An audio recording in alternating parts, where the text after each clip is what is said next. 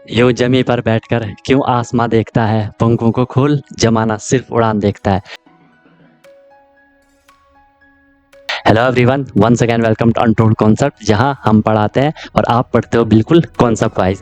I hope you guys are absolutely fine, you guys are doing perfectly well. आप लोग स्वस्थ होंगे, मस्त होंगे और अच्छे से आप लोग अपनी प्रिपरेशन कर रहे होंगे। आई नो कि आप सैनिक स्कूल या मिलिट्री स्कूल या आरईएमसी या जेएनवी या सीएचएस, जो भी ये तमाम स्कूल्स होते हैं जहाँ के आपको एंट्रेंस एग्जाम के थ्रू एडमिशन मिलता है, आप उसकी प्रिपरेशन कर रहे हो, राइट। मेन फोकस आपका सैनिक स्कूल या मिलिट्री स्कूल आरईएमसी इन पे होगा। तो उसके लिए आपको डेली क्लासेस मिल रही हैं, ठीक है। आपको प्रॉपर नोट्स बनाना है, जैसा मैं आपको नोट्स बनवा रहा हूँ वैसे आपको नोट्स बनवाने हैं। प्रॉपर अपनी नोटबुक बनाओ और उनको आपको डेली बेसिस पे रिवाइज ही करना है। कोई भी प्रॉब्लम होती है, I am always available for you guys. बाकी क्लासेस की मेरी गारंटी है, जो मैं आपको करवाऊंगा आपको ईजिली समझ आएगा, ज़्यादा एफर्ट नहीं लगाना पड़ेगा, आपको बस फॉलो करना है। और मेन चीज़ क्या है, रिविजन करना है। रिविजन जितना करोगे चीज़ें आपको उतनी क्लियर होती जाएंगी। फिर भी कोई दिक्कत होती है तो आप लोग बता सकते हो, I am always available for you guys. क्योंकि हमारा जो ये कनेक्शन है ना, ये दोनों साइड से है, ठीक है। जितना एफर्ट मैं कर रहा हूँ उतना एफर्ट आपको भी करना है और डेफिनेटली आपका जो गोल है वो आपको अचीव हो जाएगा, राइट। अगर आपने अभी तक चैनल को सब्सक्राइब नहीं करा तो उसको जरूर सब्सक्राइब कर दो, उससे आपको न्यू वीडियोस की नोटिफिकेशन मिल जाती है, राइट। और जो भी वीडियोस आती है उसको लाइक आपको जरूर कर लेना है, कमेंट आपको जरूर करना है, पॉजिटिव या नेगेटिव जैसा भी आपको फील होता है, ठीक है। अगर आपको सही लगता है तो लाइक करना है, ठीक है। नहीं लगता है तो डिसलाइक भी कर सकते हो, इसमें कोई इश्यू नहीं है। बट अपना फीडबैक, अपना सजेशन आपको जरूर देना है, क्योंकि मैं बार बार बोलता हूँ कि ये सब आपका है, आपके लिए है, आपसे है। तो चीज़ें आपके अकॉर्डिंग होनी चाहिए, जो आपके लिए बेस्ट हो वो मैं देने का हमेशा ट्राई करता हूँ। बाकी एक प्रॉमिस अपने आप से कर लो कि यार मैं जो ये प्रिपरेशन की जर्नी है बिल्कुल ऑनेस्टली, बिल्कुल ईमानदारी से मैं अपनी मेहनत करूंगा और मस्त तरीके से मैं अपनी प्रिपरेशन करूंगा, सीखूंगा, नई चीज़ें सीखूंगा। जो भी परेशानियां आएंगी उनको मैं फोड़ के आगे निकलूंगा, राइट। तो चलो स्टार्ट करते हैं। मस्त अपनी नोटबुक बनाओ, अपना एक प्रॉपर एक जगह लेकर के बैठ जाओ, अपने एक कोना पकड़ लो कि यार मैं अपनी क्लास कर रहा हूँ, ठीक है। चलो आज हम स्टार्ट करते हैं,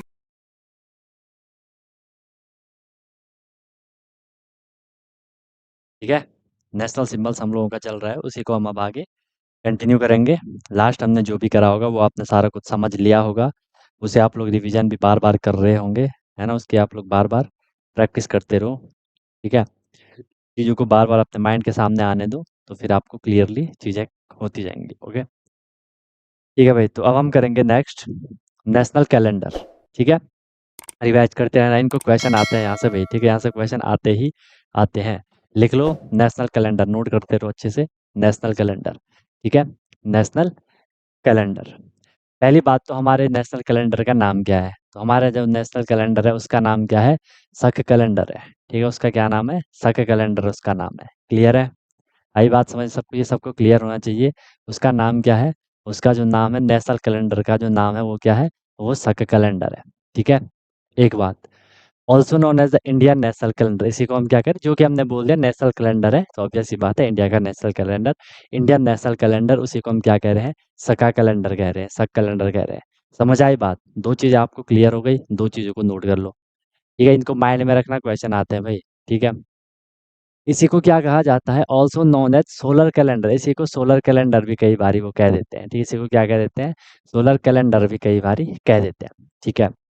इसको गवर्नमेंट ने कब अडॉप्ट किया था कि हाँ भाई हम इसको अपना कैलेंडर मान लेते हैं, अडॉप्टेड बाय गवर्नमेंट इन 1957। अगर आपको थोड़ा और डीप पढ़ना है तो ये डेट भी हम याद रख सकते हैं कि सन 1957 को गवर्नमेंट ने बोला कि चलो भाई अब से हम अपना जो प्रॉपर कैलेंडर मानेंगे वो कौन सा मानेंगे, नेशनल कैलेंडर मानेंगे, ठीक है। और जो ये आपका दूसरा वाला कैलेंडर है ना, जिसमें हम कहते हैं जनवरी फरवरी वाला, वो कौन सा कैलेंडर होता है, वो जियोर्जियन कैलेंडर होता है। उसे क्या कहते हैं, उसे जियोर्जियन कैलेंडर कहते हैं, किसी को पता ही होगा। जॉर्जियन कैलेंडर हम उसको कह देते हैं, ठीक है। वो कौन सा कैलेंडर होता है, जॉर्जियन कैलेंडर होता है। और जो हमारा नेशनल कैलेंडर है वो कौन है, वो है शक कैलेंडर, ठीक है। पता भी होगा आपको, इसमें वो रहता है क्या, वो सुने होंगे आपने, पढ़े होंगे, चैत्र बैसाख ज्येष्ठ आषाढ़ श्रावण, है ना। इस तरीके से उसमें मंत्र रहते हैं। और क्वेश्चन भी यहाँ से एक बार आया गया था, आपको चार ऑप्शन दिए गए थे, बोला गया था इनमें से कौन सा सीक्वेंस सही है।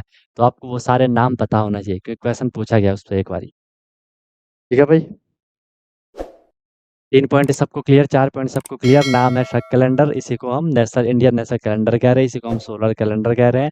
गवर्नमेंट ने 1957 में इसे क्या किया था, एडॉप्ट किया था। ठीक है। देयर आर 12 मंथ इन शक कैलेंडर, इसमें 12 मंथ होते हैं। जॉर्जियन में भी 12 होते हैं, और इसमें भी जो आपका शक कैलेंडर है उसमें भी क्या होते हैं, 12 मंथ होते हैं। उनके हमने नाम ध्यान में रखना है। ठीक है, इतनी बात सबको क्लियर हो गई।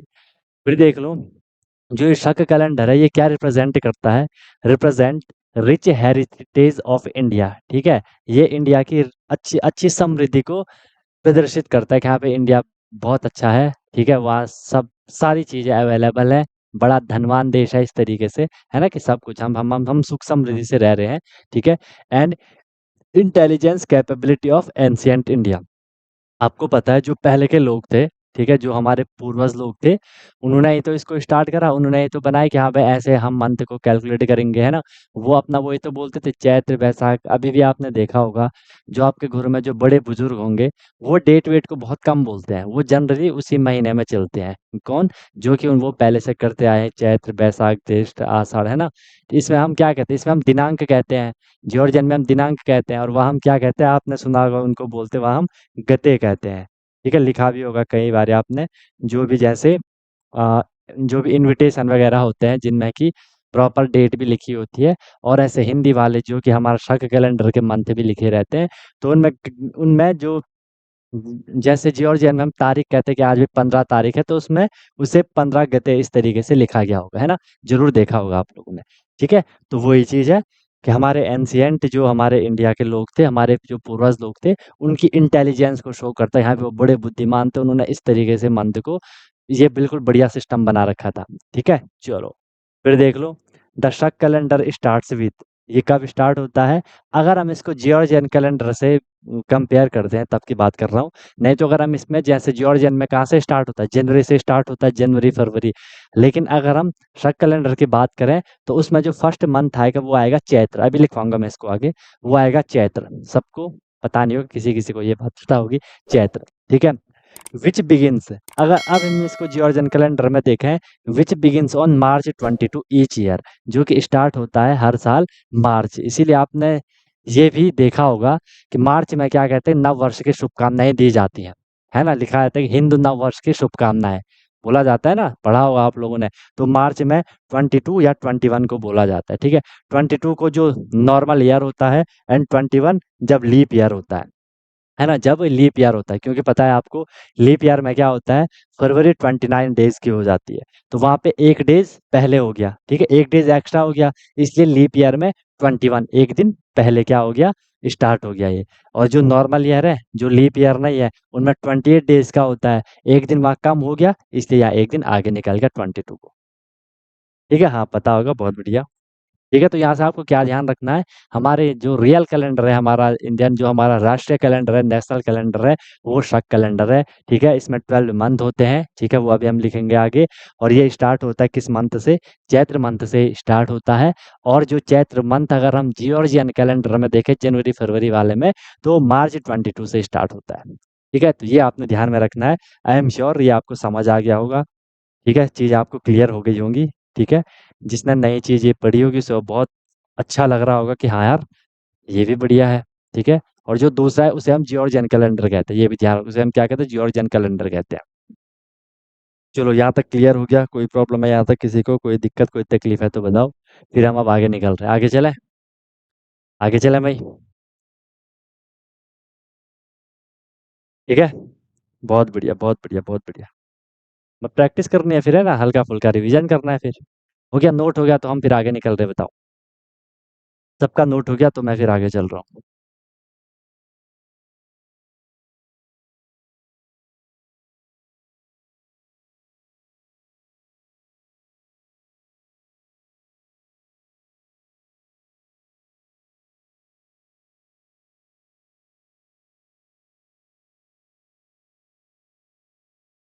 नोट कर लो।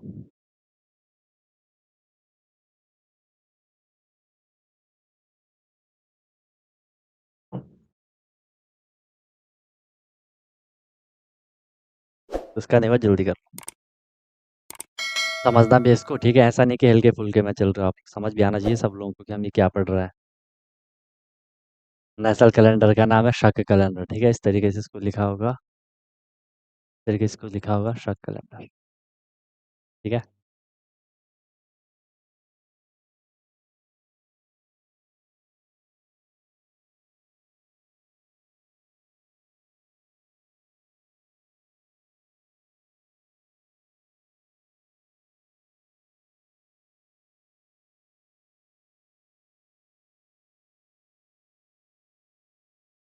हो गया? क्या हो गया?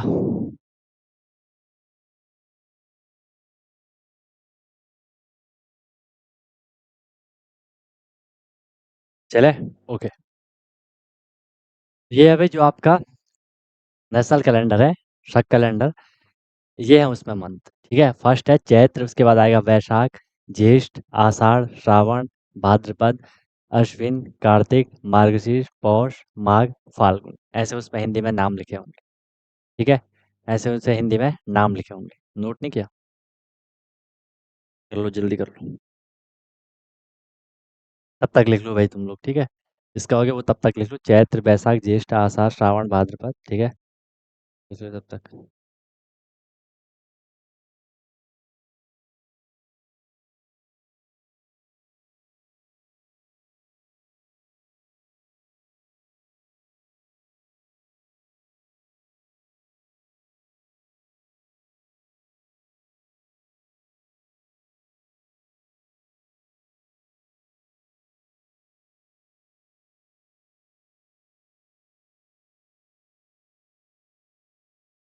हो गया?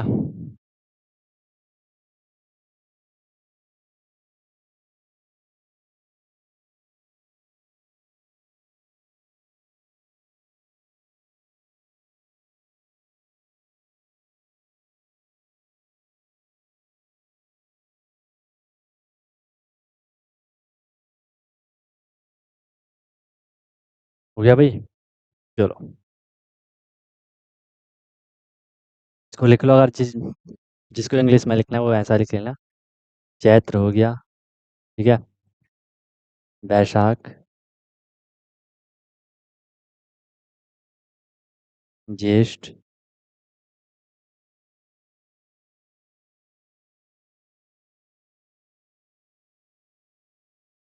आषाढ़,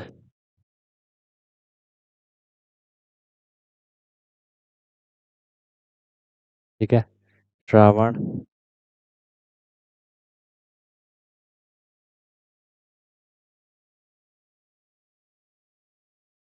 ठीक है? 1, 2, 3, 4, 5। श्रावण के बाद क्या आएगा? भाद्रपद।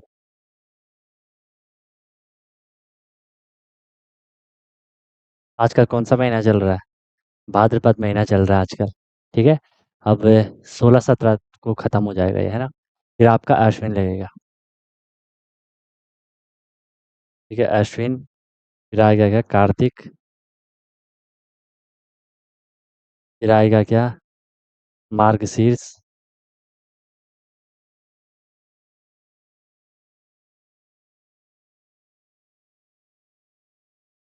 फिर आएगा क्या?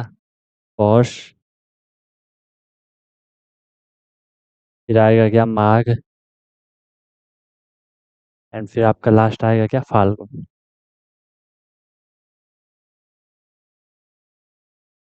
ये 12 मंथ है, ठीक है? चैत्र, वैशाख, ज्येष्ठ, आषाढ़, श्रावण, भाद्रपद, अश्विन, कार्तिक, मार्गशीर, पौष, माघ, फाल्गुन। ओके, इतना कर लोगे? हो जाएंगे याद? हो जाएंगे याद? ये आपको याद होना चाहिए ना कि यार हम लोगों का जो इंडियन नेशनल कैलेंडर है उसमें जो 12 मंथ होते हैं वो क्या क्या है, ठीक है? वो क्या क्या है सारा आपने देख लिया। चैत्र, वैशाख, ज्येष्ठ, आषाढ़, श्रावण, भाद्रपद, है ना? आश्विन, कार्तिक, मार्गशीर, पौष, माघ, फाल्गुन, तो ये 12 मंथ आपको याद करना है, ठीक है? एग्जाम में भी ये जीके में आते ही है। एक बार क्या था कि इनका आपको इनमें से 4 मंथ दिए गए थे, बोला गया था इनका करेक्ट सीक्वेंस बताओ कौन सा होगा। तो जब आपको ये पता होगा तो ही फिर आप आंसर कर पाओगे, ठीक है? गुड, करते रहो, बढ़िया। चले आगे, तो ये भी नोट हो गया, ये भी कर लिया सबने नोट। ये 12 मंथ है भाई, ठीक है। ये टोटल कितने मंथ है यहाँ पे? 12 मंथ है, 12 महीने हैं। ये क्या है? 12 महीने हैं। जो शक कैलेंडर है उसके क्या है ये? 12 महीनों के नाम है। 12 महीनों के नाम। ठीक है, ये 12 महीनों के नाम है।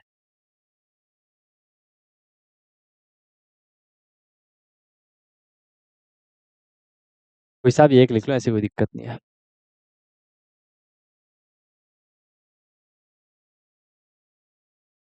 इंग्लिश में मैंने इंग्लिश में मैंने ये इसलिए लिखा ताकि जिसको इसको पढ़ने में दिक्कत आए तो वो कर ले। दिक्कत तो क्या है, कितना तो पढ़ ही लेते हो हिंदी ना, इतना तो पढ़ ही लेते हो।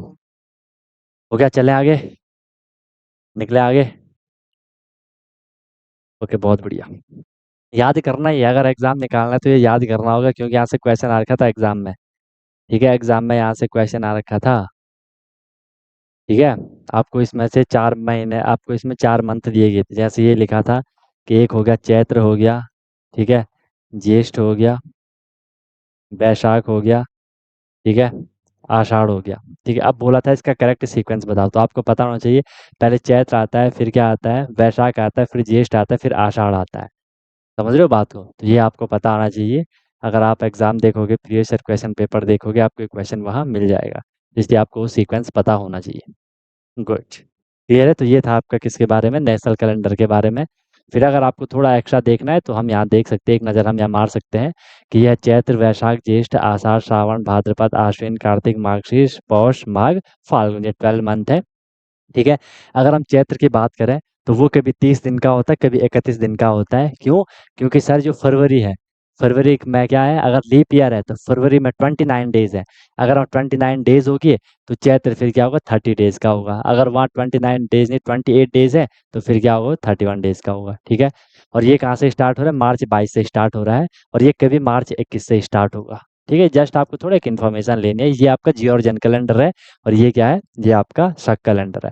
वैशाख होगा 31 दिन का होगा, अप्रैल 21 से लगभग लगभग स्टार्ट हो जाता है। ठीक है, ज्येष्ठ होगा ये लगभग लगभग मई 22 को हम कह सकते हैं कि स्टार्ट होगा। इस तरीके से ये चलेगा। ठीक है, बाकी ये आप यहाँ देख सकते हो। सैनिक में आया था वो, आरएमएस में आया था कि सैनिक में आया था? सैनिक में आया था। ठीक है, चलो, तो ये भी आप लोगों ने देख लिया। तो आपको क्लियर हो गया। बस इस सीक्वेंस को याद रखना, इनको अपने माइंड में फिट करके रखना, क्योंकि जीके का क्वेश्चन है, कहीं से भी आ सकता है भाई। चलो, अब हम बात करते हैं किसकी? अब हम बात करते हैं किसकी? नेशनल एंथम की। अब हम किसकी बात करेंगे? नेशनल एंथम की बात करेंगे। देखो भाई, मैं आपको स्लोली स्लोली करवा रहा हूँ इनको, क्योंकि यहाँ से कहीं से भी क्वेश्चन आ सकता है। ये बहुत इंपॉर्टेंट पॉइंट है, जो भी हम ये नेशनल सिंबल्स ऑफ इंडिया कर रहे हैं, बहुत इंपॉर्टेंट पॉइंट है। क्वेश्चन आते हैं यहाँ से, कहीं से भी कुछ भी क्वेश्चन पूछा जा सकता है। ठीक है, याद करना, बिल्कुल याद करना है वो। आरएमएस वालों को तो कुछ छोड़ना ही नहीं है, और यूपी सैनिक वालों को भी कुछ छोड़ना ही नहीं है। ठीक है, ऑल इंडिया वालों को मैं बोल रहा हूँ कि अब तो आपको सारी चीज़ें करनी है, कोई दिक्कत, तो आपको सभी चीज़ें करनी है। ठीक है, अभी जितना भी वैसे हमने जितना भी करा वो आपको सारा करना ही करना है सबको। लास्ट में हम फिर थोड़ा अलग कर लेंगे उसमें, क्योंकि जो स्टैटिस्टिक वगैरह आता है वो आएगा, और वो ऑल इंडिया वाले में नहीं आता है ना। जैसे कि सबसे बड़ा, सबसे छोटा, ऐसा वहाँ नहीं पूछा जाता है। चलो भाई, तो नेशनल एंथम स्टार्ट करेंगे पढ़ना। ठीक है, हिंदी में इसे राष्ट्रगान कहते हैं। देखो, नेशनल एंथम को राष्ट्रगान कहते हैं, और जो नेशनल सॉन्ग होता है उसे राष्ट्रगीत कहते हैं। ठीक है, इसे नेशनल एंथम कह रहे हैं, उसे ये राष्ट्रीय राष्ट्रगान हो गया, और जो नेशनल सॉन्ग है वो राष्ट्रगीत होता है। ठीक है, वो भी हम करेंगे आगे। तो सबसे पहले देखो कि नेशनल एंथम है क्या? वो है जन गण मन। जन गण मन, ठीक है, ऐसा होता है, जन गण मन। ठीक है, ये तो सबने पढ़ा होगा ना, ये सबने देखा है, जन गण मन। ठीक है, यहाँ पे 9 लिखना, मैंने अड़ा कर लिया यहाँ पे, जन गण मन। ठीक है, जन गण मन। ठीक है, जन गण मन। ओके, चलो, फिर देख लो इसका सेकंड पॉइंट, जो कि एग्जाम में ये भी बहुत बार पूछा जाता है ये क्वेश्चन, कि जो नेशनल एंथम है उसको लिखा किसने था?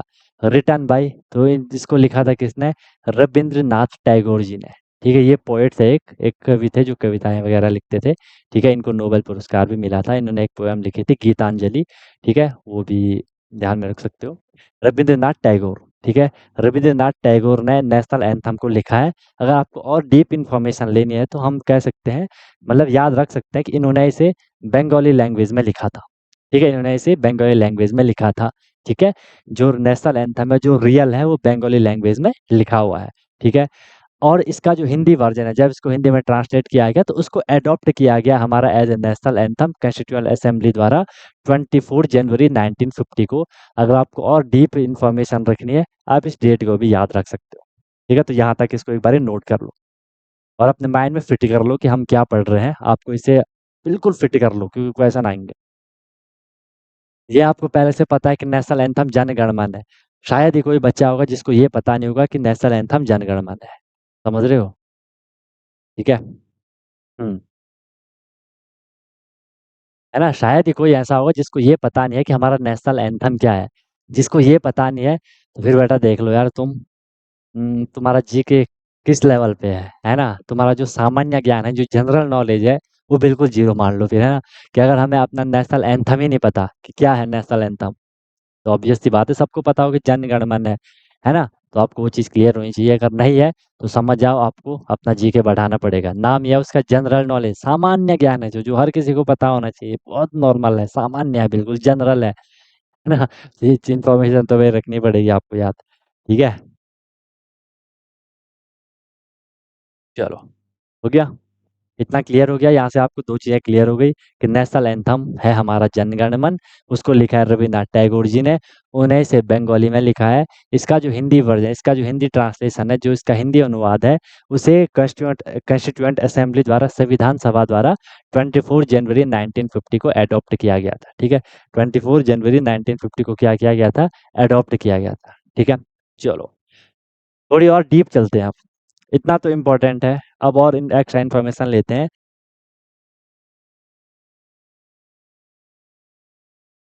कि इसे फर्स्ट टाइम संग इन 27 दिसंबर 1911। इसे पहली बार जब गाया गया था 27 दिसंबर 1911। ठीक है? 27 दिसंबर 1911 में ये सबसे पहले से गाया गया था। कहाँ गाया गया था? At the Calcutta session of Indian national Congress. अगर आपने हल्का-फुल्का कभी पहले का हिस्ट्री टाइप का कुछ अगर पढ़ा होगा, तो उस टाइम जो इंडिपेंडेंट के लिए जो लोग लड़ रहे थे, ठीक है? उनमें एक बड़ा ग्रुप था, ठीक है? जो कि इंडियन नेशनल कांग्रेस आईएनसी था। उसी को आज हम कांग्रेस कहते हैं, ठीक है? वही आज कांग्रेस है, ठीक है? जो आज कांग्रेस पार्टी है, वो आईएनसी है, उस टाइम वो इंडियन नेशनल कांग्रेस थी, ठीक है? खैर, नाम वही है, बाकी लोग तो बिल्कुल अलग ही हैं, ठीक है? Indian national Congress. तो उनके क्या हुआ करते थे, उनके उस टाइम सेशन हुआ करते थे। सेशन मतलब उनकी मीटिंग हुआ करती थी। मीटिंग मतलब उनकी बैठक हुआ करती थी कि भाई अब आगे क्या कर रहा है, कैसे हमें इंडिपेंडेंट मिले, इन अंग्रेजों को यहाँ से कैसे भगाएं, तो उनकी वहाँ सेशन वगैरह हुआ करते थे। ठीक है? तो जब उनके सेशन हुआ करते थे तो अलग-अलग जगह कि वो कभी कहीं बैठ गए, कभी कहीं बैठ गए, तो उस टाइम वो कलकत्ता बैठे थे, ठीक है? कलकत्ता में उनका सेशन हुआ था, कलकत्ता में उनका एक बैठक हुई थी। तो वहाँ जब सभी लोग इकट्ठा हुए थे, तो उस वो दिन था 27 दिसंबर 1911। तो वहाँ सबसे पहले नेशनल एंथम को गाया गया था, ठीक है? नेशनल एंथम को गाया गया था, ठीक है? समझ आई बात? 52 सेकंड में बोला जाता है, 52 सेकंड में बोला जाता है। ये पॉइंट भी नोट कर लेना, ठीक है? कि उसे बोलने में 52 सेकंड का टाइम लगता है। ठीक है? कितने समय का टाइम लगता है? कितने समय का टाइम लगता है? कितने मिनट का टाइम लगता है? 52 सेकंड का टाइम लगता है। 52 सेकंड, 52 सेकंड में। ठीक है? ओके, तो ये इन्फॉर्मेशन भी आप लोग ध्यान में रख सकते हो कि उस टाइम आईएनसी थी, इंडियन नेशनल कांग्रेस, तो वो बार-बार मीटिंगें करती थी, सेशन करते थे, है ना? बैठक करते थे कि हम कैसे इन अंग्रेजों को यहाँ से भगा दें। ठीक है? उस टाइम उन्होंने कलकत्ता में बैठक करी थी, ठीक है? डेट कौन-सी थी? 27 दिसंबर 1911, 1911 में। तो फर्स्ट टाइम वहाँ गाया गया था राष्ट्रगान, ठीक है? फर्स्ट टाइम वहाँ गाया गया था राष्ट्रगान, जो कि नेशनल एंथम है, जन गण मन, वहाँ गाया गया था, ठीक है? ध्यान रखना, कलकत्ता सेशन में गाया गया था फर्स्ट टाइम। ओके, इन्फॉर्मेशन रख सकते हो। चलो, बस इतना इम्पोर्टेंट है। बाकी ये थोड़ा आप एक्स्ट्रा देख लो कि जो इसमें टोटल स्टैंजास थे। स्टैंजास क्या होता है? स्टैंजा का मतलब क्या होता है? आपने कभी पोएम देखी होंगी, जैसे 4 लाइन ये लिखी होती हैं, फिर गैप दिया जाता है, फिर दूसरी 4 लाइन होती हैं, फिर गैप, फिर तीसरी 4 लाइन, फिर गैप, है ना? इनको हम स्टैंजा कहते हैं। इनको हम क्या कहते हैं? स्टैंजास कहते हैं। तो जो ये रवींद्रनाथ टैगोर जी ने जो स्टैंजा लिखा था, ठीक है? जो ये नेशनल एंथम लिखा था, उसमें टोटल स्टैन्ज़ाज़ थे, 5 स्टैन्ज़ाज़ थे। उसमें टोटल क्या थे? 5 स्टैन्ज़ाज़ थे। लेकिन उन्होंने इसे बंगाली में लिखा था, उन्होंने तो बहुत बड़ा लिखा था, ठीक है? हम जो राष्ट्रगान बोलते हैं ना, सॉरी, राष्ट्रगान, हम जो राष्ट्रगान बोलते हैं ना, वो फर्स्ट स्टैन्ज़ा में ही कंप्लीट हो जाता है, बट फुल जनगण मन इज इन फर्स्ट स्टैन्ज़ा, ठीक है? जो रविन्द्रनाथ टैगोर जी ने लिखा है, उसमें पूरे 5 स्टैन्ज़ाज़ थे, ठीक है? 5 थे, लेकिन हम जो बोलते हैं, वो फर्स्ट वाले स्टैन्ज़ा में ही कंप्लीट हो जाता है। समझ रहे हो? तो ये आप एक्स्ट्रा इन्फॉर्मेशन अपने पे रख सकते हो। तो ये पूरा का पूरा फंडा था आपका किसका? नेशनल एंथम का, राष्ट्रगान का, जनगण मन का। अपने माइंड में बिल्कुल एक बात को बिठा लो, ये क्वेश्चन तो कई बार आता है कि इसको लिखा किसने था? तो लिखा किसने था? रवींद्रनाथ टैगोर जी ने लिखा था। थोड़ा आगे जाओगे, बोलोगे बंगाली में लिखा था। फिर उसका जो हिंदी वर्जन आया, वो फिर हम कॉन्स्टिट्यूएंट असेंबली ने 24 जनवरी 1950 को क्या कर लिया था? एडॉप्ट कर लिया था। हो गया नोट? आगे निकले?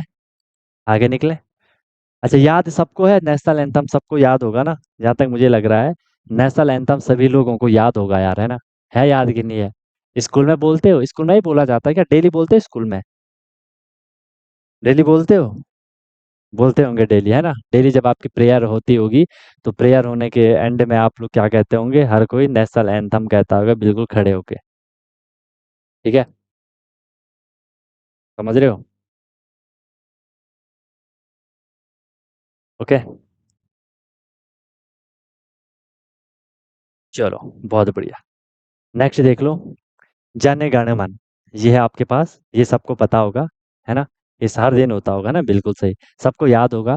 जन गण मन अधिनायक जय हे, भारत भाग्य विधाता, पंजाब सिंध गुजरात मराठा द्राविड़ उत्कल बंगा, विंध्य हिमाचल यमुना गंगा उछल जलधि तिरंगा, तव शुभ नामे जागे तव शुभ आशीष मांगे, गाए तव जय गाथा, जन गण मंगलदायक जय हे भारत भाग्य विधाता, जय हे जय हे जय हे, जय जय जय जय हे, है ना? गुड। ये सभी लोगों को पता है, इसमें कोई नई बात नहीं है, ये हर किसी को पता है। जिसको नहीं पता था, तो अब पता कर लेना, औरों को भी बताना, ठीक है? तो ये क्लियर हो गया सबको नेशनल एंथम के बारे में। ओके सर, अब हम आगे निकलते हैं। नेक्स्ट है आपका क्या? National song. नेक्स्ट क्या है? National song. दोनों में कंफ्यूज मत होना, अपने हिसाब से माइंड में फिट कर लो। नेशनल एंथम है जन गण मन, ठीक है? अब नेशनल सॉन्ग की बात करते हैं, जिसे हम राष्ट्रगीत कहते हैं। क्या कहते हैं? राष्ट्रगीत कहते हैं। पहली बात, नाम क्या है? नाम है वंदे मातरम, ठीक है? नाम क्या है? वंदे मातरम। राष्ट्र जो गीत है हमारा, नेशनल सॉन्ग वंदे मातरम है। माइंड में बिठा लेना, कंफ्यूज मत होना, अपने हिसाब से याद कर लो कि नेशनल एंथम होगा, अगर एंथम है वो है जन गण मन, अगर वो सॉन्ग है वो है वंदे मातरम, ठीक है? अगर सॉन्ग है तो वंदे मातरम भाई। तो इसको अपने हिसाब से ध्यान में रख लो, ठीक है? ओके, कंफ्यूजन तो नहीं है कोई? सारा बढ़िया है, ठीक है? फिर देख लो इसको लिखा किसने था, जो कि क्वेश्चन आता है। Vande Mataram is written by, वो लिखा था बंकिम चंद्र चटर्जी ने, ठीक है? ये भी एक लेखक थे, पोइट थे, ठीक है? कब लिखा था? 7 नवंबर 1882 में लिख दिया था इन्होंने। 7 नवंबर 1882 में इन्होंने इसको लिख लिया था। किसने? बंकिम चंद्र चटर्जी ने। इन्हीं को कहीं पे इनका दूसरा नाम चट्टोपाध्याय भी लिखा रहता है, तो कंफ्यूज मत होना, बंकिम चंद्र चट्टोपाध्याय या बंकिम चंद्र चटर्जी एक ही नाम है।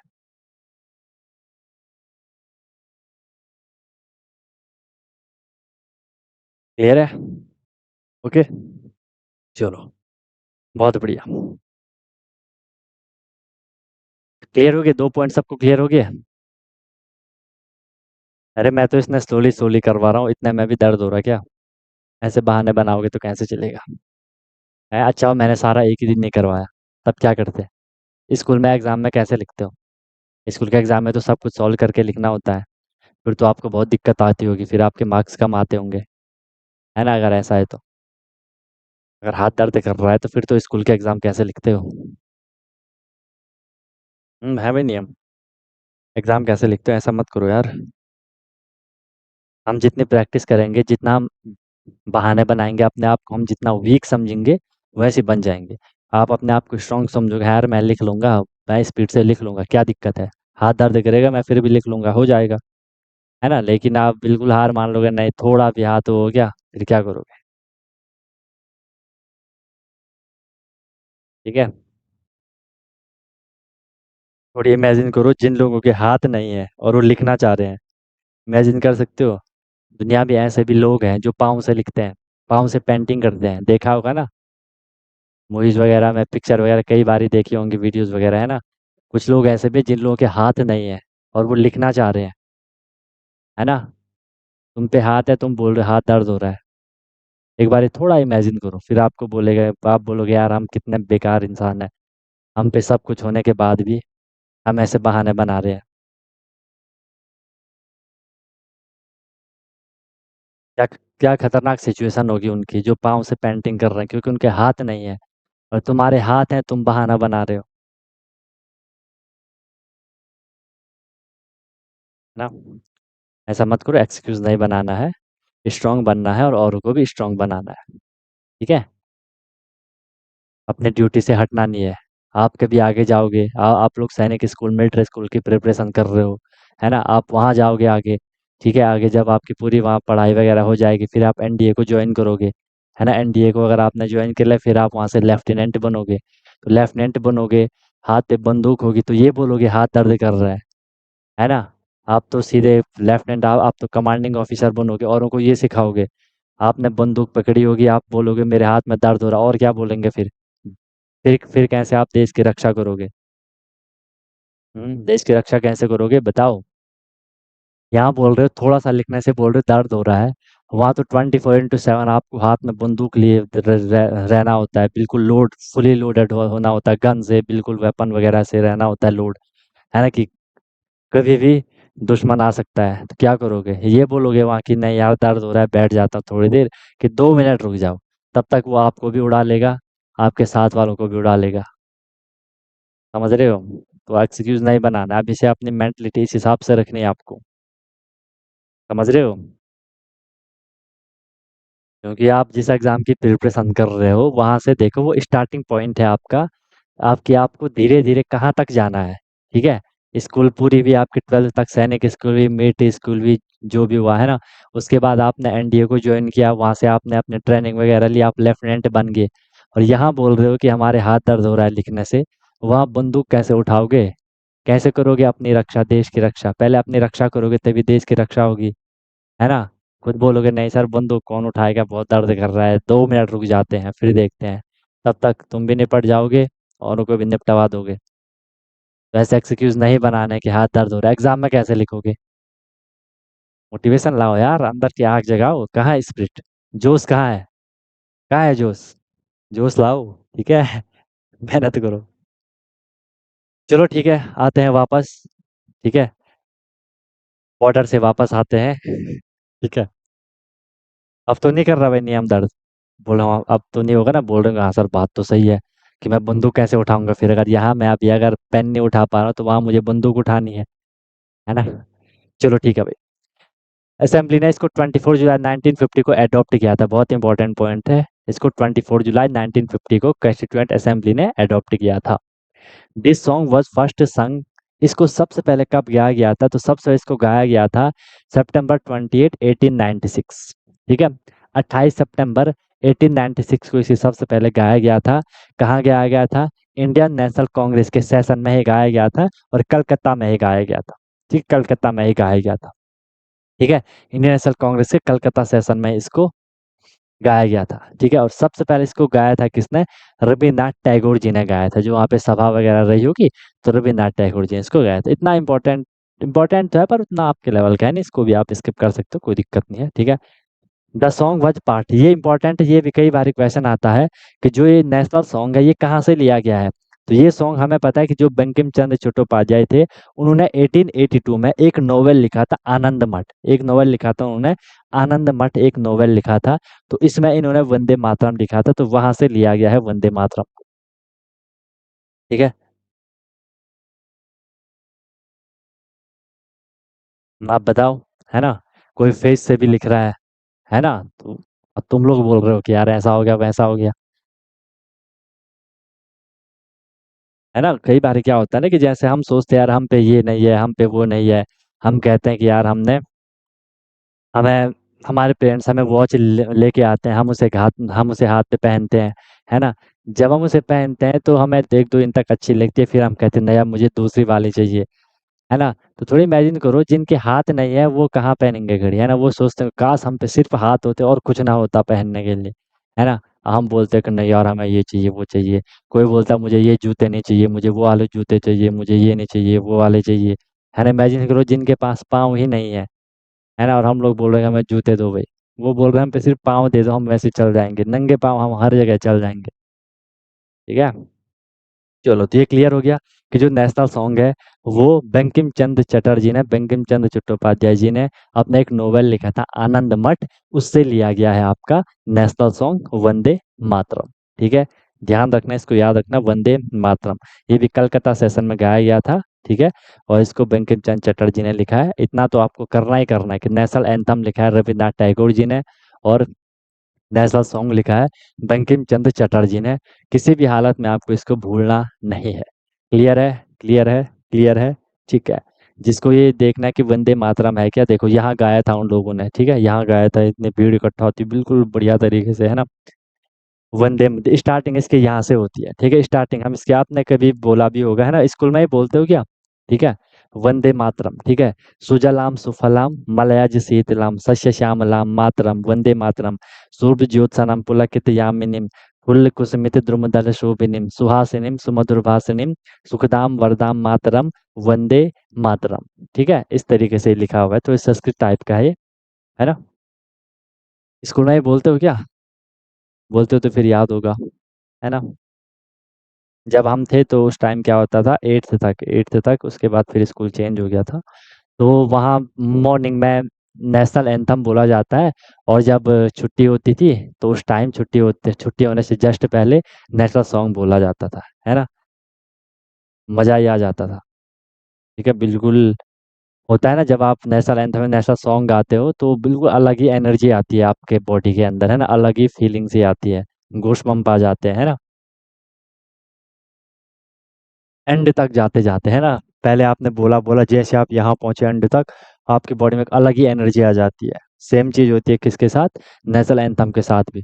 जैसे आप लास्ट वाले उस पे जाते हो, है ना? आपके अंदर अलग ही एनर्जी आती है। जैसे इस पॉइंट पे आते हैं ना यहाँ से, ठीक है? यहाँ से, यहाँ आपने बोला, जैसे यहाँ पे आए जन गण मंगलदायक, वहाँ से अलग ही एनर्जी आपके अंदर सर्कुलेट होने लग जाती है ना? खतरनाक माहौल बन जाता है ना? तो ये है भाई आपका, ठीक है? नेशनल सॉन्ग, नेशनल एंथम दोनों में कन्फ्यूज़ मत होना, जहाँ से क्वेश्चन आएगा वो मैंने आपको बता दिया। अगर उन्होंने ज़्यादा डीप आपसे पूछ लिया, इस तरीके से फिर पूछेगा कि ये कहाँ से लिखा गया है, कि ये कहाँ गाया गया था फर्स्ट टाइम, वरना यहाँ से नॉर्मल आएगा कि इसको लिखा किसने था, ठीक है? या तो आएगा कि नेशनल सॉन्ग क्या है, आप बोलोगे वंदे मातरम है, थोड़ा वो डीप जाएँगे बोलेंगे इसको लिखा किसने था, और डीप जाएँगे बोलेंगे ये कहाँ से लिखा गया था, ठीक है? ऐसी चीज़ है आपका क्या, जन गण मंगल, ठीक है? नेशनल एंथम में बोला जाएगा क्या है, आप बोलोगे जन गण मन है, कहा कि ये लिखा किसने, रविन्द्रनाथ टैगोर जी ने लिखा है, इसका हिंदी वर्जन वगैरह वगैरह फर्स्ट टाइम कहाँ गाया गया था, बस इस तरीके से बोला जाएगा, ठीक है?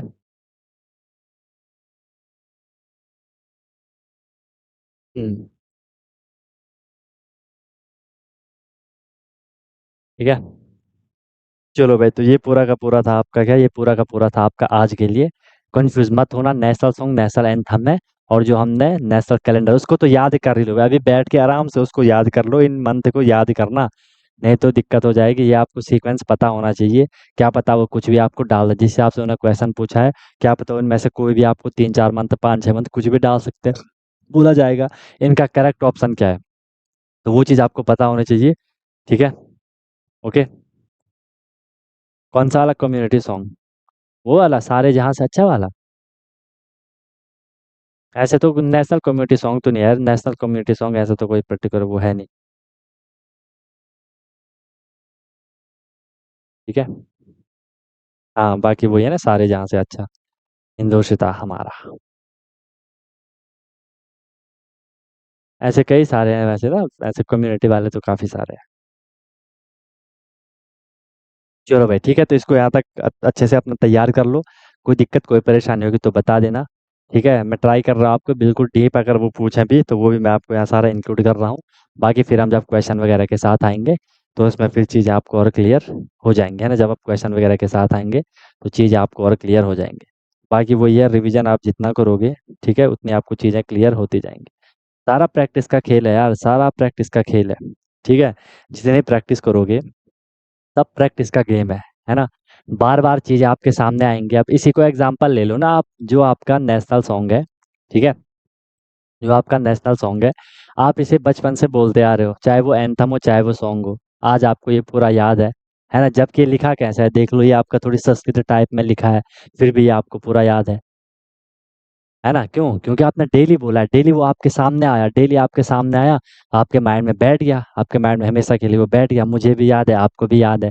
तो प्रैक्टिस से ऐसा होता है, चीज़ों को बार बार आने दो, बार बार आने दो, आपके सामने लगा होगा चीज़, है ना, आपके माइंड के सामने लगी होगी कोई चीज़, तो आपको बार बार दिखेगी, बार बार आप उसकी प्रैक्टिस कर रहे हो, बार बार बोल रहे हो, तो रिकॉल कर रहे हो, लंबे समय तक याद होगा। वही एक ऑप्शन है, वही एक वेपन है, उसको यूज करो, ठीक है। चलो, तो आज के लिए इतना ही रखते हैं, फिर हमें इसमें आगे करना है, बिल्कुल बेहतरीन तरीके से हम आगे बढ़ रहे हैं। बस आप लोग क्या कर लो, जो आपने अभी तक किया है उसको अच्छे से आप लोग प्रैक्टिस कर लो, जो आपने जिसके जो पेंडिंग है वो उनको कंप्लीट करने का ट्राई कर लो, एंड कुछ भी अगर आपको प्रॉब्लम होती है तो बता दिया करो, ठीक है। अब धीरे धीरे टाइम कम है, जो देखो टाइम आपके पास कम नहीं है, सफिशियंट टाइम है, क्योंकि हमने सारा कुछ तो कर लिया, है ना। बस आपको प्रैक्टिस करनी है ना, बार बार उसको देखते रहो, फिर आपके क्वेश्चन वगैरह अपने बनाते रहो, उनको करते रहो, कोई दिक्कत कोई परेशानी होगी तो फिर बता देना, है ना। देखो कैसे एग्जाम नहीं निकलता, आप लोग बेस्ट टाइम पे हो, बस प्रैक्टिस मोड में रहोगे तो ही बात बनेगी, नहीं तो सारी आपकी मेहनत बेकार हो जाएगी, ठीक है। इसलिए बढ़िया से अपना करते रहो, कोई दिक्कत कोई परेशानी हो तो बता देना। मिलते हैं फिर हम लोग कल की क्लास में। You lovely guys may leave now, wish you all the very best, be happy. Okay guys, hello everyone. तो क्या आपका भी सपना है कि मुझे सैनिक स्कूल एंट्रेंस एग्जाम क्रैक करना है, military school entrance exam crack करना है, और वहां जाके मुझे अपनी अच्छे से प्रिपरेशन करनी है, या कोई भी आपका गोल है कि मुझे RAMC करना है, JNV CHS जो भी ये स्कूल होते हैं जहाँ की एंट्रेंस एग्जाम के थ्रू आपको एडमिशन मिलता है, तो उसकी आप प्रिपरेशन कर रहे हो और आप वहाँ जाके अपना पूरा स्टडी करने वाले हो, अपने डेवलपमेंट करने वाले हो, तो अनटोल्ड कॉन्सेप्ट लेकर के आया है आपके लिए विनर बैच, जिसमें कि आपको डेली क्लासेस मिलती है, ठीक है, लाइव क्लासेस होती है, उनकी रिकॉर्डिंग भी अवेलेबल होती है, राइट। आप इंस्टेंट अपना डाउट क्लियर कर सकते हो, कॉन्सेप्चुअल क्लासेस होती है, माइक आप वहाँ पे ऑन कर सकते हो, ठीक है।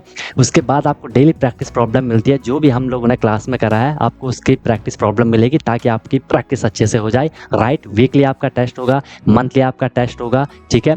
एनी टाइम डाउट फैसिलिटीज रहेगी, कोई भी आपको प्रॉब्लम होती है तो 24/7 मैं आपके लिए अवेलेबल रहता हूँ, राइट। किसी भी टाइम आप अपना कोई क्वेश्चन कर रहे हो, कोई टॉपिक पढ़ रहे हो, कुछ डाउट आ गया, आपने तुरंत कॉन्टैक्ट कर लिया, ऑन द स्पॉट आपका डाउट क्लियर हो गया, ठीक है। और बहुत मिनिमम अफोर्डेबल फी रहती है, ताकि हर कोई अफोर्ड कर सके और अच्छे से अपनी प्रिपरेशन को कर सके, राइट। एग्जाम तक आपकी क्लासेस कंटिन्यू रहेंगी, जब तक आपका एग्जाम नहीं हो जाता तब तक आपकी क्लास कंटिन्यू रहेगी, और डेली आपकी क्लास हुआ करेगी, मस्त होकर के आप प्रिपरेशन करोगे। अभी आप देखो आपका लेवल क्या है, क्लासेस के बाद देखना आप कितनी सारी चीज़ें सीखोगे, बहुत तगड़ा आपका फाउंडेशन बन जाएगा, ठीक है। और ऑब्वियस सी बात है, उसके बाद आपको जो भी आपका गोल है वो आपको मिल जाएगा, राइट। तो आप कॉन्टैक्ट कर सकते हो, कॉल कर सकते हो, व्हाट्सअप कर सकते हो, नंबर आपको शो हो रहा होगा, ठीक है। और बेहतरीन तरीके से आपको अपने क्लासेस को फॉलो करना है, ठीक है। और आपको बिल्कुल डेडिकेट होकर के जो इंस्ट्रक्शन दिए जाएंगे उनको फॉलो करना है, और जहाँ भी कोई भी प्रॉब्लम आएगी एनी टाइम डाउट फैसिलिटीज़ आपके लिए है। बाकी क्लासेस की मेरी गारंटी है,